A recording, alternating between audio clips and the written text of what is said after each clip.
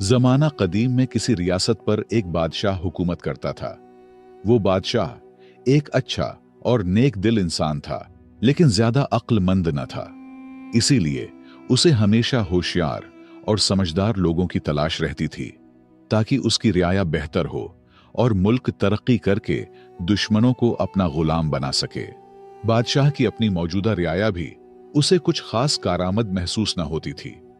वो लोग सिर्फ मशवरे देते थे और उसके बदले तनख्वाहें वसूल करते थे, मगर उनके मशवरों में वो तासीर न थी जो बादशाह चाहता था। ये सोच अक्सर उसे बेचैन रखती। एक दिन बादशाह ने इसी उलझन से निजात के लिए अपने दरबारियों के साथ जंगल की सैर का इरादा किया। शायद कुदरत ही उसे किसी जवाब तक ले जाए। बादशाह जंगल पहुंचे और खूब सैर व तफरीह के बाद वापसी का सफर शुरू किया, तो रास्ते में उनकी नजर एक अजीब मंजर पर पड़ी। एक शख्स एक बड़े दरख्त के नीचे बैठा हुआ था और वो खुद से बातें कर रहा था, जो दूर से पागल और अजीब सा लग रहा था। ये देखकर बादशाह रुक गए। उनके दिल में ख्याल आया कि या तो ये शख्स पागल है या फिर गैर मामूली जहानत का मालिक, जो अपनी ही दुनिया में गुम रहता है। तजस्सुस के मारे बादशाह अपने दरबारियों समेत उस शख्स के करीब जा पहुंचे और उससे गुफ्तगू शुरू कर दी। वो शख्स बज़ाहिर आधा पागल लगता था, लेकिन उसकी बातों में एक अजीब किशिश थी। बादशाह ने नरमी से सवाल किया, ऐ नौजवान, क्या तुम पागल हो जो खुद से बातें कर रहे हो? ये पागल बादशाह की पूरी सल्तनत बचाएगी, इस बात का किसी को गुमान तक नहीं था। लिहाजा पागल शख्स ने मुस्कुराकर जवाब दिया, पागल तुम हो और तुम्हारा सारा रियाया। मैं तो बिल्कुल ठीक हूं। मैं तो सिर्फ ये चाहता हूं कि इस जंगल को काटकर यहां शानदार महल्लात तामीर किए जाएं और उन महल्लात का बादशाह मैं खुद बनूं। उसकी बात में अजीब एतमाद और बेबाकी थी, जो किसी आम पागल के बस की बात न लगती थी। बादशाह और दरबारी उसके जवाब पर हैरान रह गए, क्योंकि ऐसे जुमले या तो किसी दीवाने के होते हैं या फिर किसी ऐसे शख्स के जो दलेर और गैर मामूली जहानत का मालिक हो। बादशाह कुछ देर तक खामोशी से उसे देखता रहा, फिर दरबारियों से उस शख्स के बारे में मशवरा किया, तो उनके अंदर छिपे लालच ने फौरन सर उठा लिया। वो आपस में चुपके चुपके बातें करने लगे। किसी के दिल में यह खदशा था कि अगर यह शख्स बादशाह का मुशीर खास बन गया तो हम उसके ताबे बन जाएंगे और हमारी अहमियत भी कम हो जाएगी। धीमे से एक दरबारी ने कहा, यह खतरा है, कहीं ऐसा ना हो कि ये हम सब पर हावी हो जाए। दूसरे ने जल्दी से बोला, नहीं, ये तो आधे से ज्यादा पागल है। होशियारी की तो इससे बिल्कुल उम्मीद न रखनी चाहिए। लिहाजा बादशाह को कहे कि उसे अपने साथ ले जाए। दरबारियों का मानना था कि यह शख्स हमारा क्या बिगाड़ लेगा, लेकिन खुदा को कुछ और ही मंजूर था। बिलाखिर दरबारियों ने बादशाह को यह मशवरा दिया कि उसे महल ले जाया जाए। अगर बहादुर निकला तो काम आएगा, और अगर वाकई पागल हुआ तो उसे बाद में छोड़ देंगे। बादशाह ने दरबारियों की राय पर अमल करते हुए बिस्मिल्लाह कहा और कुछ दबाव डालकर उस शख्स को अपने साथ चलने पर आमादा कर लिया। मगर रास्ते में अचानक उस शख्स ने घोड़े को दूसरी सिम्मत मोड़ दिया और कोशिश की कि भाग जाए। बादशाह और उसके दरबारी फौरन उसके पीछे लगा दिए। ताक़ब करते हुए वो उसे दोबारा काबू में ले आए और उसी रास्ते से महल की जानिब रवाना हो गए। जैसे ही वो महल पहुंचे तो हैरत अंगेज तौर पर वहां लोगों की भीड़ जमा थी। सब खुशी से नारे लगा रहे थे और बादशाह को मुबारकबाद दे रहे थे। बादशाह और उसके दरबारी ये देखकर हैरान रह गए और पूछा, ये किस बात की मुबारकबाद है? लोगों ने बताया, बादशाह सलामत, जिस रास्ते से आप सैर के लिए गए थे वहां दुश्मन की भारी फौज घात में बैठी थी, जबरदस्त असलहे के साथ। हमें तो यकीन हो गया था कि आप कभी वापस नहीं आएंगे। यह सुनकर सबकी आंखों में हैरत, शुक्र और फिक्र की मिली जुली कैफियत नुमायां थी। लोगों ने फिर खुशी से कहा, बादशाह सलामत, आप तो बहुत होशियार निकले, आपने रास्ता बदल दिया। बादशाह ने खामोशी से उस पागल शख्स की तरफ देखा और दिल में सोचा कि यह शख्स वाकई मामूली नहीं, कुछ खास है। फिर उसने दरबारियों की तरफ मुतवज्जे होकर हुक्म दिया, जल्दी करो, इस शख्स के लिए एक बेहतरीन कुर्सी तैयार करो, आज से ये मेरे साथ रहेगा। दरबारी, जो पहले ही दिल में डरे हुए थे, फौरन बोल पड़े, बादशाह सलामत, ये शख्स तो पागल है, ऐसा ना हो कि आपको नुकसान पहुंचा दे। आपके साथ तो हम जैसे अक्लमंद लोगों को होना चाहिए। मगर बादशाह ने उनकी बात को रद्द करते हुए संजीदगी से कहा, नहीं, ये शख्स तुम सबसे ज्यादा ज़हीन है। चुपचाप होकर हमें खतरनाक दुश्मन से बचाया। ये होता है ज्यादा ज़हीन लोगों की निशानी। अगर ये ना होता तो तुम में से किसी को खबर भी ना होती कि रास्ते में दुश्मन घात लगाए बैठा है। हमारी सलामती इसी की होशियारी की बदौलत है। ये सुनकर पागल मुस्कुराया और फख्र से बादशाह के पहलू में रखी कुर्सी पर बैठ गया। मगर इस लम्हे से महल में एक नया तनाजा जन्म लेने लगा। दरबारी, जो सदियों से नस्ल दर नस्ल उन कुर्सियों पर बैठते आए थे, किसी सूरत ये गवारा न कर सके कि एक अजनबी, और वो भी पागल कहलाने वाला, उनके बराबर आ बैठे। वो दिल ही दिल में जलने लगे और उस शख्स के खिलाफ साजिशों का जाल बनने लगे। लेकिन जिसे अल्लाह ताला इज्जत अता करे, उसे दुनिया की कोई ताकत गिरा नहीं सकता। इज्जत व जिल्लत का इख्तियार सिर्फ उसी के हाथ में है। ये कहानी सुनकर आपका अल्लाह की कुदरत पर यकीन और भी पुख्ता हो जाएगा। अल्लाह बादशाह को गिराकर फकीर बना सकता है और पागल को बादशाह बना सकता है। और जब वो किसी को बुलंद करना चाहे तो दुनिया की सारी साजिशें नाकाम हो जाती हैं। दरबारियों की साजिशें, उनका हसद और मुखालफत उस पागल को इज्जत कैसे देता है, आइए जानते हैं। एक दिन सुबह जब महल में दरबार सजा हुआ था, रियाया के चंद अफराद आगे बढ़े और उस शख्स के पास पहुंचे जिसे सब पागल कहा करते थे। अदब से बोले, भाई साहब, आप पर सलामती हो, हम आपसे कुछ जरूरी बात करना चाहते हैं। रियाया ने बात करते हुए कहा, भाई साहब, आपको हमारे बादशाह के उसूलों और दरबारी आदाब का कुछ अंदाजा नहीं। हम तो बस ये चाहते हैं कि आप किसी गलत फहमी में कोई ऐसा कदम न उठा लें जिसकी वजह से आपको सजा भुगतनी पड़े। पागल ने हैरत से कहा, क्या मतलब, मुझे सजा मिलेगी? मैंने तो कभी नहीं कहा था कि मुझे यहां महल लाया जाए। यह कैसी मुसीबत है, मुझे वापस ले चलो। उसकी बात सुनते ही रियाया के चेहरे पर एक हल्की सी खुशी की लहर दौड़ गई। उन्हें लगा कि उनकी चाल कामयाब हो रही है, लेकिन बादशाह की डर से उसे डराकर महल से निकाल नहीं सकता, बल्कि नरमी से अपनी बात मनवाने की कोशिश करते हुए बोले, भाई साहब, आपको अंदाजा नहीं है कि अगर आप हमारी बात मानेंगे तो आपको क्या कुछ मिल सकता है। पागल, जो सजा के लफ्ज से वैसे ही खौफजदा था, फौरन घबराकर बोला, ठीक है, बताओ क्या करना है। मौका देखकर एक मुशीर, जो खुद बादशाह का करीबी मुशीर खास था और जिसकी कुर्सी अब उस पागल के जेर कब्जा थी, आगे बढ़ा और मौकारी से बोला, हमारे दरबार की रिवायत है कि दरबार का आगाज तभी होता है जब कोई शख्स बादशाह को थप्पड़ मारे या कोई ऐसा अमल करे जिससे दरबार बेदार हो जाए। पागल, जो अक्ल से बिल्कुल पैदल था, वो फौरन बोला, अरे ये तो कोई बड़ी बात नहीं, थप्पड़ किया, मैं तो बादशाह को लात भी मार सकता हूं। रियाया ने उसकी बेवकूफी पर हंसी छिपाते हुए उसे शाबाशी दी और खुशी से मजीद उकसाया। जब बादशाह कुर्सी पर बैठे तो तुम जाकर उसकी गर्दन पर जोरदार थप्पड़ रसीद करो, फिर देखना बादशाह इतना खुश होगा कि तुम्हें ढेर सारे इनामात से नवाजेगा। पागल ने भूलपन से बात मान ली। जब अगले दिन दरबार लगा और बादशाह तख्त पर बराजमान हुआ तो पागल निहायत सादगी से आगे बढ़ा और एक जोरदार थप्पड़ बादशाह की गर्दन पर दे मारा।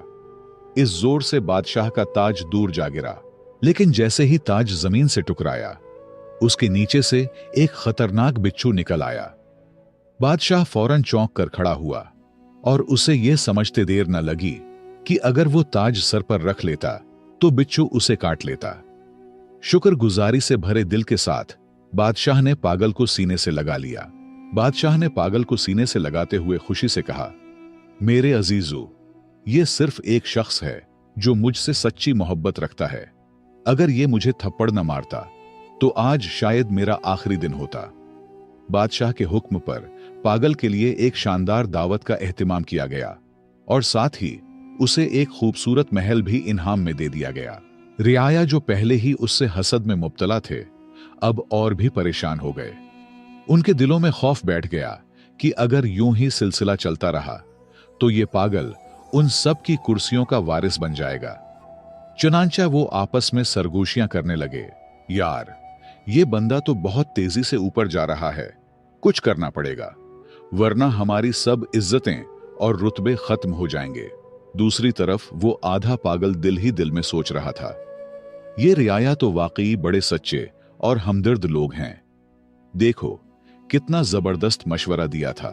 खुशी खुशी उसने दिल में फैसला कर लिया कि अब से जो भी ये लोग कहेंगे वही मानूंगा। अगले दिन रियाया दोबारा मशवरा करके उस पागल के महल पहुंचे। वो सब अंदर से तप रहे थे, मगर जाहिरी चेहरों पर मुस्कुराहट सजाए बैठे थे। एक मुशीर ने नरमी से बात शुरू की, भाई साहब, कल की तरकीब कैसी लगी?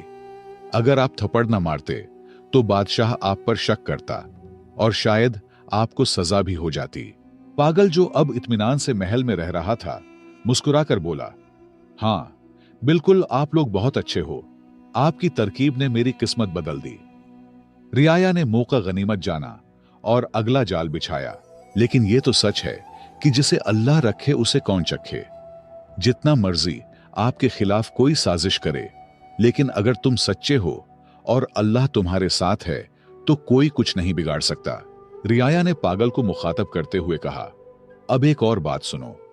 सुबह जब दरबार लगे और बादशाह कुर्सी पर बैठने लगे तो तुम फौरन उसकी कुर्सी पीछे से खींच लेना। देखना, तुम्हें आधी बादशाहत मिलेगी। यह काम आसान नहीं, लेकिन तुम तो बहादुर हो, कर लोगे। पागल जल्दी से बोला, एक क्या, मैं तो 2 कुर्सियां भी खींच सकता हूं। रियाया हस्बे मामूल उसे शाबाशी देते हुए रुखसत हुए और सुबह दरबार में वही हुआ जिसकी उन्होंने पागल को करने को कहा था। जैसे ही बादशाह तख्त पर बैठने लगा, पागल ने मौका देखकर कुर्सी पीछे खींच ली, मगर बादशाह ने खुद पर काबू रखते हुए गिरने से पहले संभल कर खड़ा हो गया। जब उसने पीछे मुड़कर देखा तो हैरान रह गया कि कुर्सी का एक पांव अंदर से पहले ही टूट चुका था। बादशाह ने फौरन पागल की तरफ देखा, उसे गले लगाया और बुलंद आवाज में सबके सामने कहा, देखो ये शख्स कितना होशियार और वफादार है। अगर ये ना होता तो मैं कुर्सी समेत जमीन पर गिरकर जख्मी हो जाता। फिर उसे तमगा इम्तियाज देकर अपने फौज का जर्नेल मुंतखब कर दिया और दरबार में एक बार फिर उसकी बहादुरी की दाद दी गई। ये देखकर रियाया सर पकड़कर रह गए। वो जो हर बार उसे गिराने आते, उसी की इज्जत में इजाफा होता रहा। अब वो तंग आकर एक दूसरे से कहने लगे, यार ये कैसी मुसीबत है। हम तो चाहते हैं कि उसे सजा हो, बादशाह नाराज हो और वो फांसी चढ़े, मगर ये हर बार बाजी मार जाता है। अब मामला हाथ से निकलता देखकर मुशीरों ने एक गहरा मंसूबा बनाया, ऐसा मंसूबा जो पूरी सल्तनत को हिलाकर रख सकता था। सबने मिलकर फैसला किया कि वो पड़ोसी बादशाह से खुफिया राब्ता करेंगे, उसे जंग पर उकसाएंगे और वादा करेंगे कि हम तुम पर हमला करेंगे। लेकिन बादशाह को इत्मीनान दिया गया कि रियाया सब आपके साथ है, सब हम संभालेंगे, बस तुमने सिर्फ हमारे जर्नील को मारना है, बाकी सब कुछ हम पे छोड़ दे। रियाया ने यह साजिशी खत भेजा और दूसरी बादशाहत की जांच पड़ताल के बाद वो राजी हो गया। अब रह गई सिर्फ एक बात, अपने बादशाह को जंग पर आमादा करना। चुनांचा रियाया ने अपने चंद आदमी जख्मी कर लिए और बादशाह के सामने आकर कहने लगे, बादशाह सलामत, हम कब तक सब्र करें? अगर कल आपको कुछ हो गया तो पूरी सल्तनत रोएगी। दुश्मन हमला आवर हो रहा है, हमें अभी फैसला करना होगा। मुख्तसर ये कि बादशाह ने जंग की ढूल बजा दी और अपने फौज को रियाया समेत जंग के लिए रवाना कर दिए। अब लश्कर का सिपा सालार पागल है, लेकिन सब मिलकर भी पागल का कुछ नहीं कर सकता, सिर्फ पुष्ट पीछे हंस रहे थे। जब वो दुश्मन मुल्क की सरहद पर पहुंचे तो वहां की फौज पूरी तैयारी के साथ मौजूद थी। दोनों जानिब की अफवाज जब जंगल में दाखिल हुए तो पागल ने हुक्म दिया, सब रुक जाओ, सबसे पहले मैं बादशाह से खुद लड़ूंगा। चूंकि वो कमांडर था, पूरी फौज रुक गई। पागल ने जोर से आवाज दी, ए बादशाह बाहर आ। दुश्मन बादशाह आया और दोनों जंगल के बीचों बीच आमने सामने खड़े हो गए। अचानक एक खूंखार शेर झाड़ियों से निकला और दुश्मन बादशाह पर हमला कर दिया। पागल, जो असल में सिर्फ तलवार चलाना चाहता था, दिल में कोई जाती दुश्मनी नहीं रखता था, फौरन आगे बढ़ा और शेर से लड़ने लगा। एक सख्त जंग के बाद उसने शेर को मार गिराया और बादशाह को जख्मी हालत में उठाकर लाया। दुश्मन बादशाह खून से लथपथ था, लेकिन जिंदा बच गया। अपनी फौज को देखकर इस बादशाह ने कहा, नहीं, लड़ाई नहीं होगी। मैं उस कमांडर को माफ करता हूं, उसने मेरी जान बचाई है। यह निहायत बहादुर और होशियार शख्स है। हम जंग नहीं चाहते। हां, जो रियाया उसके साथ आए थे उन्हें गिरफ्तार करके कैद में डाल दो। यह सुनकर पागल ने फौरन तलवार निकाली और गर्ज कर बोला, खबरदार, अगर किसी एक मुशीर को हाथ लगाया तो। बादशाह ने उसकी वफादारी देखकर दिल ही दिल में कहा, क्या कमाल का बंदा है, दुश्मनों को बचाता है और खुद को भूल जाता है। अब पागल का चर्चा पूरी रियासत में होने लगा। उसकी बहादुरी और सच्चाई ने सबके दिलों को जीत लिया। यहां तक कि बादशाह ने उसे अपनी बेटी के निकाह में दे दिया। रियाया, जो पहले ही अंदर से जले बैठे थे, ये मंजर देखकर चुप तो रहे, लेकिन हर कदम पर जिल्लत का बदला उनका मकसद बन गया। अब तो दोनों रियासतें एक बनने लगे। दोनों की दुश्मनी दोस्ती में बदल गई। लेकिन रियाया ने एक और नया जाल बनने का फैसला किया। एक दूसरे से कहने लगे, अगर इस पागल को हमने न रोका तो कल हम सब उसके गुलाम बन जाएंगे। उसे खत्म करना जरूरी है। सब ने एक जबान होकर हां कर दी। लेकिन उनमें एक बूढ़ा मुशीर भी था, तजर्बाकार और दिल का नर्म। उसने बड़ी कमाल की बात कर दी। वो उठा और निहायत संजीदगी से बोला, दोस्तों, मेरी बात गौर से सुनो। दुनिया में हर शख्स को अल्लाह ने एक खास मकाम, हैसियत और सिफत अता की है। और याद रखो, जिसे अल्लाह इज्जत देता है, दुनिया की कोई ताकत वो इज्जत छीन नहीं सकती। अगर तुमने उसे मार भी दिया तो याद रखो, उसकी इज्जत और भी बढ़ जाएगी। और अगर तुम ये समझ रहे हो कि उसके मरने से तुम्हें तुम्हारी खोई हुई कुर्सी वापस मिल जाएगी, तो तुम धोखे में हो। एक दिन सच सामने आ जाएगा और तुम सब अपने अंजाम को पहुंचोगे। लिहाजा अल्लाह की रजा पर रजा हो जाओ, इसी में हमारे लिए बेहतरी है। उसने सांस लिया और फिर नरमी से कहा, तुम सब सिर्फ एक बात समझ लो, वो बज़ाहिर पागल है, लेकिन अल्लाह ने उसे एक नायाब सिफत अता की है, किस्मत। अगर पूरी रियासत भी उसके खिलाफ हो जाए तो वो अकेला ही जीत जाएगा। लिहाजा उससे उलझने के बजाय खुद सच्चाई इख्तियार करो। सारे रियाया ने अपने हसद पर तौबा किया और कुछ वक्त बाद पागल वफात हुआ और रियाया फिर से अपने रुतबों पर फायज हुए। तो दोस्तों, ये कहानी बज़ाहिर एक फनी कहानी लगती है, लेकिन इसमें एक हकीकी सच छुपा है जैसे हमें तस्लीम करना होगा, और वो है सच्चाई, किस्मत और अल्लाह का करम।